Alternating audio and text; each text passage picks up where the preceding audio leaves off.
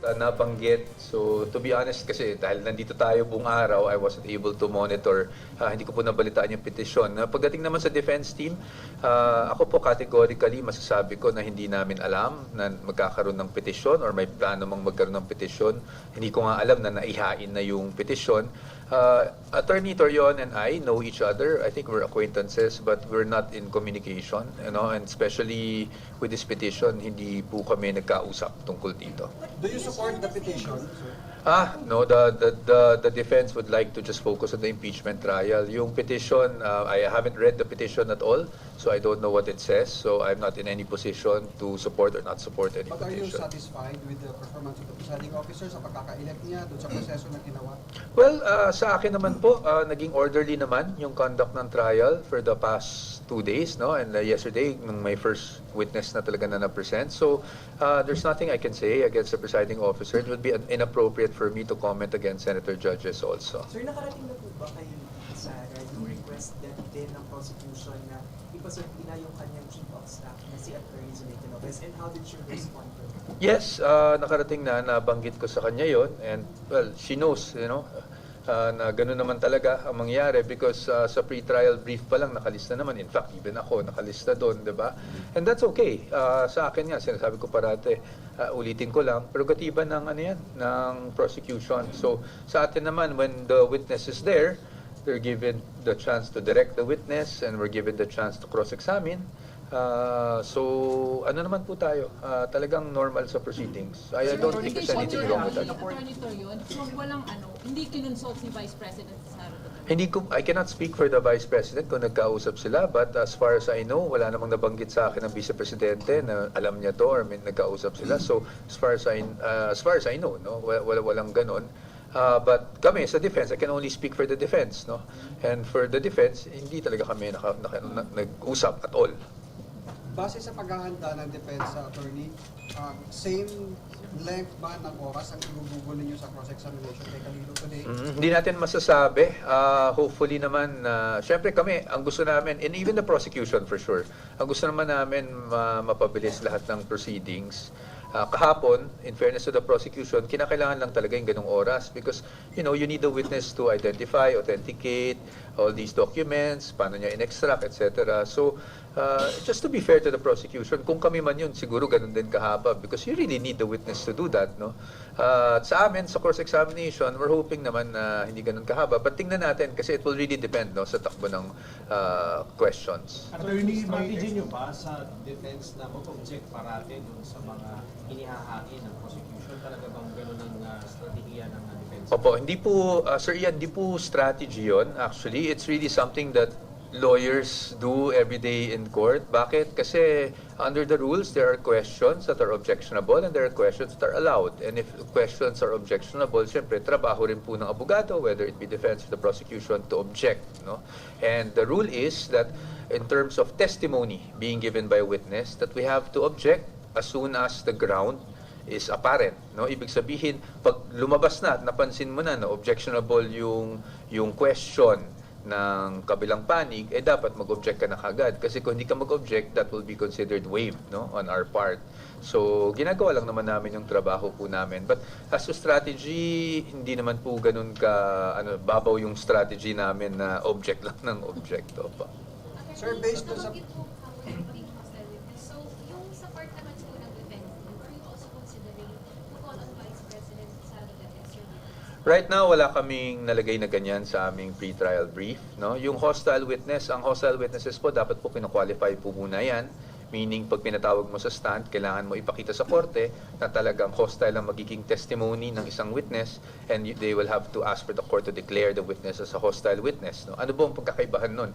Pag hostile witness po kasi, para lang sa kalaman ng ating mga kababayan, kung ako ang nagde-direct, meaning usually hindi ako pwede magtanong ng leading questions or questions answerable by yes or no.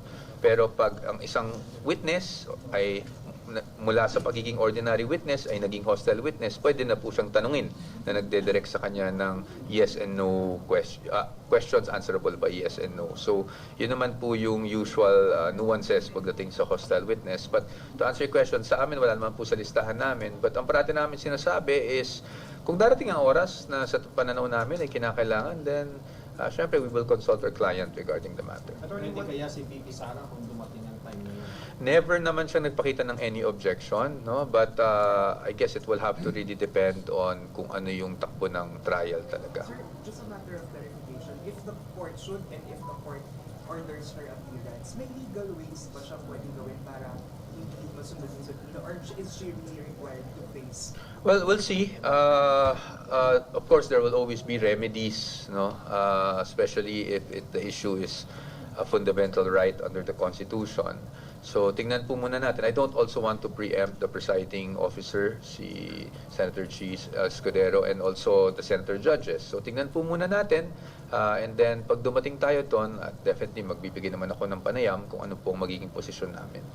Attorney, sir, pagka po pinasabi na siya as hostile witness, i-assert po ba ng defense yung kanyang right against self-incrimination? Isa yan sa mga bagay na available to us. Of course, I know kahit kahapon nabanggit ang presiding officer that these things might be debatable, diba? So, tingnan po muna natin, no? But kasi ang hirap magsalita habang wala pa naman yung motion ng prosecution. So, tingnan lang po natin, but definitely we're aware of the remedies available to us. And then, syempre, it will be done in consultation also with the Vice President. Attorney, according to prosecution, there's still a possibility for them to question yung 16 threshold to convict the Vice President. What's the reaction to the defense? I think naman that in fact, nasabi yun, I think doon sa proceedings natin, that any party has the right to raise an issue before the appropriate forum, whether it be the Supreme Court, no, to question yung ganong current standing or position ng impeachment court that it has to be 16 to convict.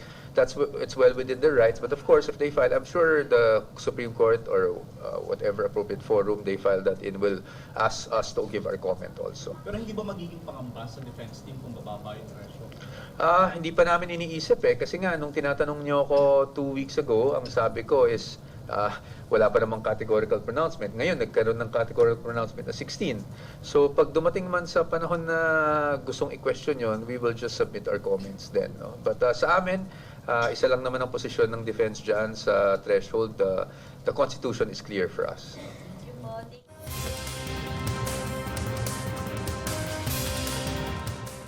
The Constitution is clear. All members of the Senate. Sir, magiging regular ba yung pag-visit ni Vice President dito? Wala kaming schedule. Yung kahapon po talaga, kaya nga ayokong bigyan ng laman sana yun kasi yung kahapon biglaan lang that we asked for a meeting, she was available, and she also wanted to see us, and she also wanted to thank everyone in the defense team in person. So napag-usapan na dadaan siya kahapon. Pero kung kailan siya pupunta next, hindi pa po namin napag-uusapan. Sir, habol lang, baka nasabi ni VP, ano po yung napag-usapan nila ni Senator Marcoleta nung binisita niya dun sa PNP General Hospital? Ay, hindi namin napag-usapan, ma'am. Kasi, Was planned? Was she but planning to visit?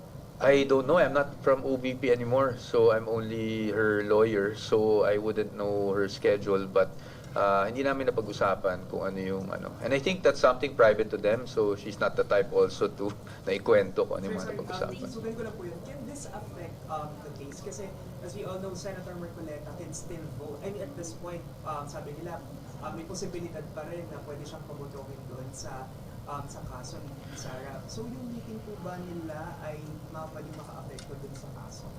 I don't know. I think well, I don't want to speculate, to be honest, but she always visits naman the people who consider her friends and give her support, diba? Syempre lalo na mahirap yung katayuan ni Senator Marcoleta. So, but will it affect the case? Nababanggit na naman sa impeachment court, diba, na if hindi ka makapag-participate one way or the other, then that's actually in favor of the defense because abstain ang mangyayari, hindi ba? Or no vote. So, yung mga ganyang bagay. Medyo masalimuot. I don't want to, we're just talking here, no, as on a theoretical sense. So, I don't want to get into the merits. Hintayin na lang natin kung may maghain ng petisyon, dahil sabi naman, baka may maghain, and we will comment. Thank you. Thank you. Sabi po ng defense, clickbait daw po yung pagbisita ni Vice President. Sabi ng defense? Prosecution. Sabi ng prosecution. Si Ortega daw po nagsabi na clickbait daw yun. Well, he's entitled to think whatever he wants to think about it. I respect Representative Ortega. But sa amin, sinabi ko lang sa inyo kung ano yung totoo. In fact, when I came in here, ayoko nang mag-expect kayo. So sinabi ko na kaagad, no, na she's only here for a meeting with us. Thank you. Thank you. I have to go na kasi